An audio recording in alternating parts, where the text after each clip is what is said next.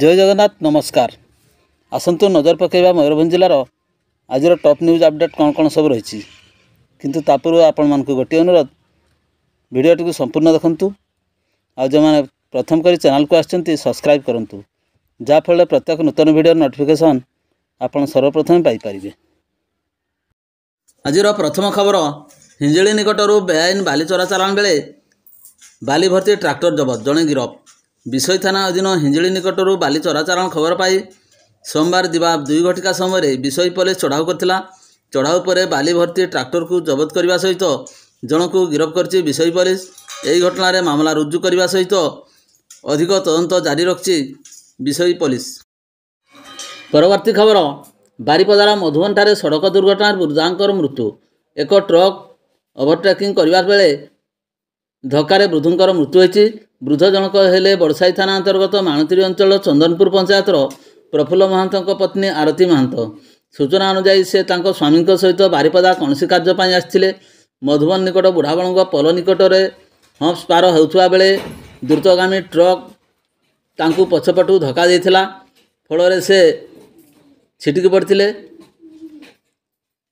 तांकर मुंडरे माड़ हेबारु प्रचुर रक्तस्राव होता। स्थानीय लोक मैंने वृद्धा को उद्धार कर बारिपदा पीआर मेडिकल भर्ती करथिले। तेबे सेठारे चिकित्साधीन अवस्था तांकर मृत्यु घटिला। पुलिस ट्रक को जबत करिछि। परवर्ती खबर खुंटा थाना अंचल जड़े निखोज थिबा नाबालिका को बालेश्वर थाना अंचल उद्धार कला पुलिस। सूचना अनुसार खुंटा थाना अंचल जड़े निखोज थिबा नाबालिका को खुंटा पुलिस द्वारा बालेश्वर थाना अंचल उद्धार होइथिबा नै पुलिस पक्षरु 15 एप्रिल अर्थात सोमवार 12:07 AM समय सोशल मीडिया माध्यम सूचना दी जाइए।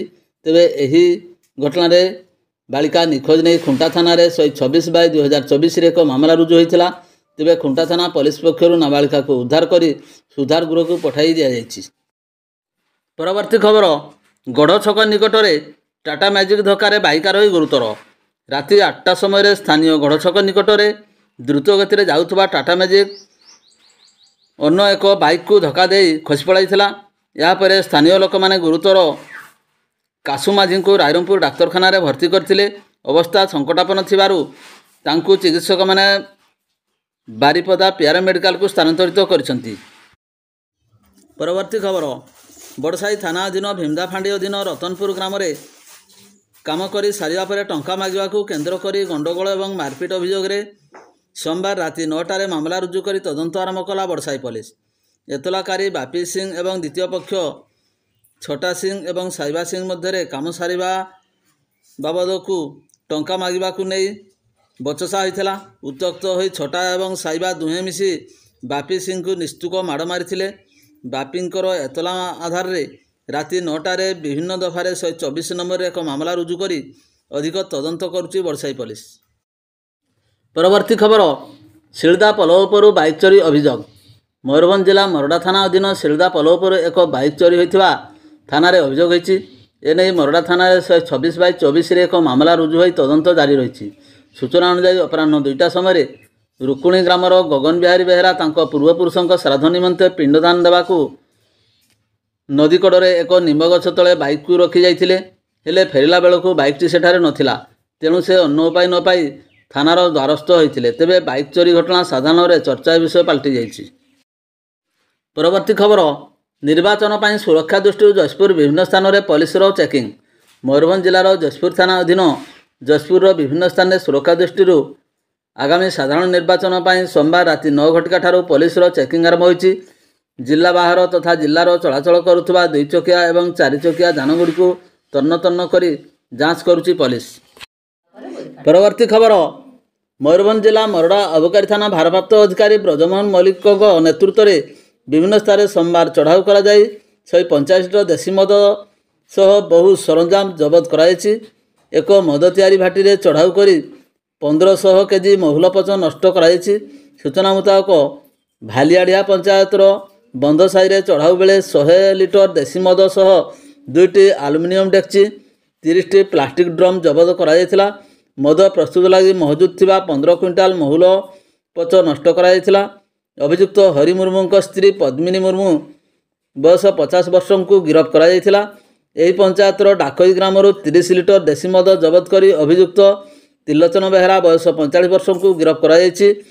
ଗଡ଼ିଗାଁ ପଞ୍ଚାୟତ ଫୁଲବାଡ଼ିଆ ଗ୍ରାମରୁ 15 ଲିଟର ଦେଶୀ ମଦ ଜବତ କରି ଅଭିଯୁକ୍ତ ଯଶବନ୍ତ ମହାନ୍ତଙ୍କୁ ଗିରଫ କରାଯାଇଛି। ଚଢ଼ଉରେ ଏଏସ୍ଆଇ ବିଜୟ କୁମାର ମହାନ୍ତ, ଯଶବନ୍ତ ନାୟକ, ଲଲାଟେନ୍ଦୁ ଶତପଥୀ, ଦୀପାଞ୍ଜଳି ଦାସ ପ୍ରମୁଖ ସହଯୋଗ କରିଥିଲେ। ପରବର୍ତ୍ତୀ ଖବର, ଠାକୁରମୁଣ୍ଡାଠାରେ ଉଡ଼ାଯାତ୍ରା ଦେଖି ଫେରୁଥିବା ସମୟରେ ବାଇକ୍ ଦୁର୍ଘଟଣାରେ କେନ୍ଦୁଝର ଜିଲ୍ଲା ଉଦୟପୁର ଗାଁର ଉଗ୍ରସେନ ପାତ୍ର ଓ କେନ୍ଦୁଝର ଜିଲ୍ଲା ସାହାରପଡ଼ା ବ୍ଲକ ଶଙ୍ଖୁଆ ଗାଁର ହେମାଶଙ୍କର ପାତ୍ର, ଅଜୟ କୁମାର ପାତ୍ର ଦୁର୍ଘଟଣାରେ ଶିକାର ହୋଇଛନ୍ତି। ତିନି ଆହତଙ୍କ ମଧ୍ୟରୁ ଜଣେ ଗୁରୁତର ରହିଛନ୍ତି। ପୂର୍ବାହ୍ନ ପ୍ରାୟ 9 ଘଟିକା ସମୟରେ ନିଜ ଘରକୁ ଫେରୁଥିବା ସମୟରେ ଜଡ଼ବିଲ ଛକ ନିକଟରେ ଭାରସାମ୍ୟ ହରାଇ ରାସ୍ତା କଡ଼ରେ ଥିବା ଏକ ଗଛରେ ପିଟି ହୋଇଯାଇଥିଲେ। ସମସ୍ତେ ଛିଟିକି ପଡ଼ିଥିଲେ। ନିକଟସ୍ଥ ଲୋକମାନେ ସେମାନଙ୍କୁ 108 ଆମ୍ବୁଲାନ୍ସ ଯୋଗେ କରଞ୍ଜିଆ ଉପଖଣ୍ଡ ଚିକିତ୍ସାଳୟକୁ ନେଇଥିଲେ। ଅଜୟଙ୍କର ଅବସ୍ଥା ଗୁରୁତର ଥିବାରୁ ତାଙ୍କୁ ବାରିପଦା ମୁଖ୍ୟ ଡାକ୍ତରଖାନାକୁ ସ୍ଥାନାନ୍ତରିତ କରାଯାଇଛି। ଅନ୍ୟମାନେ କରଞ୍ଜିଆ ଉପଖଣ୍ଡ ଚିକିତ୍ସାଳୟରେ ବର୍ତ୍ତମାନ ଚିକିତ୍ସିତ ହେଉଛନ୍ତି। ପରବର୍ତ୍ତୀ ଖବର, ରାଇରଙ୍ଗପୁର ସହର ଶ୍ରୀ ଜଗନ୍ନାଥ ମନ୍ଦିର ନିକଟ କୁଡ଼ୁମି ଭବନରେ କୁଡ଼ୁମି ସମ୍ପ୍ରଦାୟର ସାଧାରଣ ବୈଠକ ସଭାପତି ସୁଭାଷ ଚନ୍ଦ୍ର ମହାନ୍ତଙ୍କ ଅଧ୍ୟକ୍ଷତାରେ ହୋଇଯାଇଛି। କୁଡ଼ୁମି ସମ୍ପ୍ରଦାୟର ଘଟଗାଁ କୁଡ଼ୁମି କ୍ଷତ୍ରିୟ ବୈଠକ ବିରୋଧ, ଆଗାମୀ ନିର୍ବାଚନରେ କୁଡ଼ୁମିମାନଙ୍କର ଭୂମିକା, ରାଇରଙ୍ଗପୁର ସମସ୍ତ ସଂଗଠନ ଏକାଠି ହୋଇ କୁଡ଼ୁମି ଆନ୍ଦୋଳନକୁ ଆଗେଇବା, ସାଂଗଠନିକ ଗତିବିଧି ତ୍ୱରାନ୍ୱିତ କରିବା ସମେତ ବିଭିନ୍ନ ସମସ୍ୟା ଉପରେ ବିଶଦ ଆଲୋଚନା କରାଯାଇଥିଲା। ବୈଠକରେ ଗୁରୁଚରଣ ମହାନ୍ତ, ବାବୁଲାଲ ମହାନ୍ତ, ଭବାନୀ ମହାନ୍ତ, ସୁଜାତ ମହାନ୍ତ, ନିର୍ମଳ ମହାନ୍ତ, ଅଞ୍ଜଲା ମହାନ୍ତ, ବୀରେନ୍ଦ୍ର ମହାନ୍ତ, ସୁଭଦ୍ରା ମହାନ୍ତ, ବାନ୍ଦୁରୁ ମହାନ୍ତ, ଭଜହରି ମହାନ୍ତ ପ୍ରମୁଖ ମତ ରଖିଥିଲେ। ଏଥିରେ ରାଇରଙ୍ଗପୁର, କରଞ୍ଜିଆ ସହରର ଏବଂ ବାରିପଦାରୁ ବହୁ ସଭ୍ୟା ଯୋଗ ଦେଇଥିଲେ। ପରବର୍ତ୍ତୀ ଖବର, ବାରିପଦାରେ ରାଜ୍ୟର ସର୍ବୋଚ୍ଚ ତାପମାତ୍ରା ସୋମବାର 41.4 ଡିଗ୍ରୀ ସେଲସିୟସ୍ ରେକର୍ଡ ହୋଇଛି। ଏହା ତଳକୁ ଭୁବନେଶ୍ୱର, ଚାନ୍ଦବାଲି, ନୂଆପଡ଼ାରେ ସର୍ବାଧିକ ତାପମାତ୍ରା 41.2 ଡିଗ୍ରୀ ସେଲସିୟସ୍ ହୋଇ ରହିଛି। ଗତ 2 ଦିନ ହେଲା ପ୍ରଚଣ୍ଡ ରୌଦ୍ରତାପ ଯୋଗୁଁ ବାରିପଦା ସହର ସମେତ ଆଖପାଖ ଅଞ୍ଚଳର ଲୋକେ ଛଟପଟ ହେବା ସହ ସାଧାରଣ ଜୀବନଯାପନ ବିପର୍ଯ୍ୟସ୍ତ ହୋଇପଡ଼ିଛି। ରାସ୍ତାଘାଟରେ ସାଧାରଣ ଲୋକଙ୍କ ଚଳପ୍ରଚଳ କମିଥିବା ସହିତ ବିଭିନ୍ନ ଶିକ୍ଷାନୁଷ୍ଠାନରେ ବିଦ୍ୟାର୍ଥୀଙ୍କ ଉପସ୍ଥାନ ସଂଖ୍ୟା ମଧ୍ୟ ବହୁ ମାତ୍ରାରେ ହ୍ରାସ ପାଇବାରେ ଲାଗିଛି। ବସ୍ରେ ଯାତ୍ରୀଙ୍କ ସଂଖ୍ୟା ମଧ୍ୟ କମିଛି। ଏହା ପୂର୍ବରୁ ଗତ ପହିଲାରେ ବାରିପଦାର ସର୍ବୋଚ୍ଚ ତାପମାତ୍ରା 40.4 ଡିଗ୍ରୀ ସେଲସିୟସ୍ ଥାଇ ଓଡ଼ିଶାର ଝାରସୁଗୁଡ଼ା ସହିତ ସବୁଠୁ ଉତ୍ତପ୍ତ ସହର ହୋଇଥିଲା। ପରବର୍ତ୍ତୀ ଖବର, କପ୍ତିପଦା ବ୍ଲକ ପିଙ୍ଗୁ ଗ୍ରାମର ଜୈନିକ ମହିଳା ନିଜ ଦେହରେ କିରୋସିନ ଢାଳି ଆତ୍ମହତ୍ୟା ଉଦ୍ୟମ କରିବା ପରେ ଗୁରୁତର ହେବାରୁ ତାଙ୍କୁ କଟକ ସ୍ଥାନାନ୍ତରିତ କରାଯାଇଛି।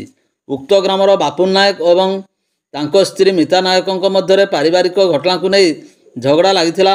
ସ୍ତ୍ରୀ ମିତା ରାଗିଯାଇ ନିଜ ଦେହରେ କିରୋସିନ ଢାଳି ନିଆଁ ଲଗାଇ ଦେଇଥିଲେ।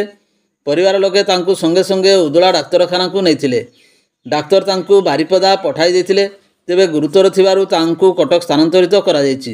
ମିତାଙ୍କ ଶରୀରର 50% ପଡ଼ିଯାଇଥିବା ଜାଣିବାକୁ ମିଳିଛି। ଏ ସମ୍ପର୍କରେ କପ୍ତିପଦା ଥାନାରେ ଲିଖିତ ଅଭିଯୋଗ ହୋଇନଥିଲେ ହେଁ ଏଏସ୍ଆଇ ରୀତାରାଣୀ ଦାସ ଲିତାଙ୍କୁ ନେଇ କଟକ ଯାଇଛନ୍ତି।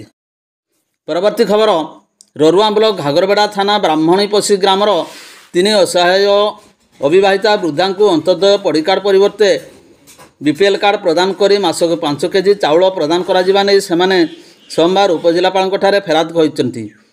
ଉକ୍ତ ଗ୍ରାମର ଜାଗରି ମହାନ୍ତ 75 ବର୍ଷ ଜଣେ ଅବିବାହିତା।